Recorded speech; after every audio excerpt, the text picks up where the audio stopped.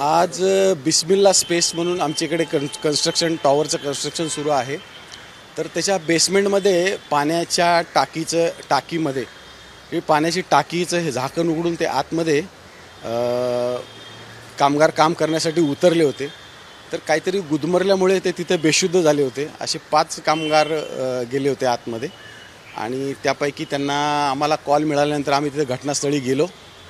12:30च्या दरम्यान आम्हाला कॉल पडला. त्या दरम्यान मग फायर ब्रिगेडही आले. फायर ब्रिगेडने ते आतमध्ये जे लोक बेशुद्ध अवस्थेत त्यांना बाहेर काढलं आणि त्यांना जे हॉस्पिटलमध्ये आम्ही उपचाराकरता दाखल केलं. तर त्यापैकी 5 पैकी 4 जण आज मयत झालेले आहेत त्याच्यामध्ये आणि 5वा जो इसम आहे तो आता त्याच्यावर औषधोपचार चालू आहे आणि त्याची तब्येत प्रकृती चांगली आहे आणि ह्या संदर्भात आम्ही चौकशी सुरू केलेली आहे. तेच आता आम्ही चौकशी करून ती सगळी माहिती करून आम्ही पुढची कारवाई करीत आहोत.